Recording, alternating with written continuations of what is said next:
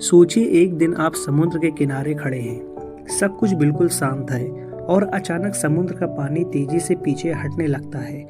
लोग हैरान हैं। तभी दूर से एक विशाल लहर पहाड़ जितनी ऊंची आपकी ओर बढ़ती दिखाई देती है। क्या होगा अगर ऐसी भयानक सुनामी भारत में आ जाए? सुनामी एक बहुत ही खतरनाक प्राकृतिक आपदा है जो आमतौर पर समुद्र के नीचे आने वाले भूकंप के कारण पैदा होती है। 2004 इंडियन ओशन सुनामी इसका सबसे बड़ा उदाहरण है, जिसने भारत सहित कई देशों में भारी तबाही मचाई थी। अगर आज भारत में एक बड़ी सुनामी आती है तो सबसे पहले इसका असर तटीय राज्यों जैसे तमिलनाडु, उड़ीसा, आंध्र प्रदेश और गुजरात पर पड़ेगा। समुद्र के किनारे बड़े शहर जैसे चेन्नई, विशाखापट्टनम और मुंबई सबसे ज्यादा खतरे में होंगे। कुछ ही मिनटों में कई मीटर ऊंची लहरें जमीन से टकराएंगी जो इमारतों, गाड़ियों और इंसानों को अपने साथ बहा ले जाएंगी। बिजली, पानी और इंटरनेट जैसी सेवाएं पूरी तरह ठप हो सकती हैं। लाखों लोगों को तुरंत सुरक्षित जगहों पर भागना पड़ेगा।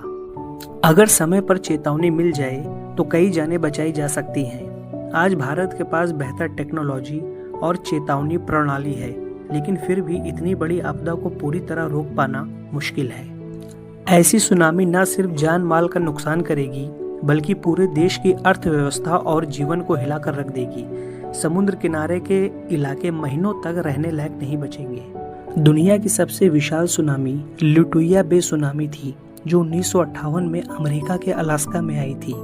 इसकी लहर की ऊंचाई लगभग 524 मीटर तक पहुंच गई थी। यह सुनामी भूकंप और पहाड़ के बड़े हिस्से के समुद्र में गिरने से बनी थी। इसकी लहरें इतनी ऊंची थी कि उसने पहाड़ तक को साफ कर दिया था। जबकि भारत में सबसे भयंकर सुनामी 2004 इंडियन ओशन सुनामी था, जो कि 26 दिसंबर 2004 को आई थी। इसकी वजह इंडोनेशिया के पास समुद्र के नीचे आया शक्तिशाली भूकंप था, जिसने भारत में तमिलनाडु, अंडमान निकोबार और आंध्र प्रदेश सबसे ज्यादा प्रभावित हुए और इसमें हजारों लोगों की जान गई और भारी मात्रा में तबाही हुई। चलिए जानते हैं कि हम सुनामी से कैसे बच सकते हैं। आज के समय में सुनामी से बचने के लिए सबसे जरूरी है सतर्क रहना और तुरंत एक्शन लेना। अगर समुद्र अचानक पीछे हटे, भूकंप महसूस हो या अजीब आवाजें आए तो बिना देर किए ऊंचाई वाली जगह की ओर भागें। सरकारी अलर्ट और वार्निंग सिस्टम को हमेशा गंभीरता से लें। तटीय इलाकों में रहने वाले लोगों को पहले से सेफ रूट और शेल्टर पता होने चाहिए।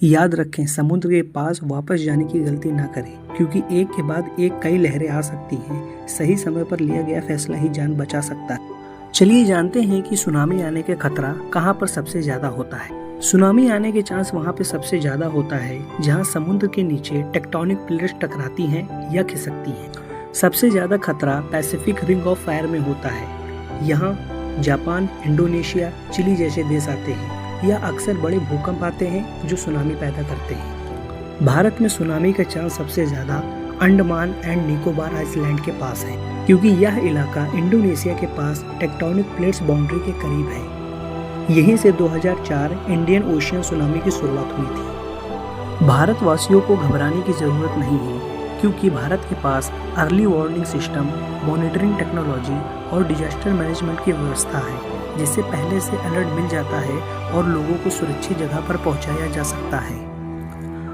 अगर आप कोस्टल एरिया में रहते हैं तो सेफ्टी रूल्स और इवैक्यूएशन रूट जरूर पता रखें। तो दोस्तों, प्रकृति के सामने इंसान कितना छोटा है, ये ऐसी आपदाएं हमें याद दिलाती हैं।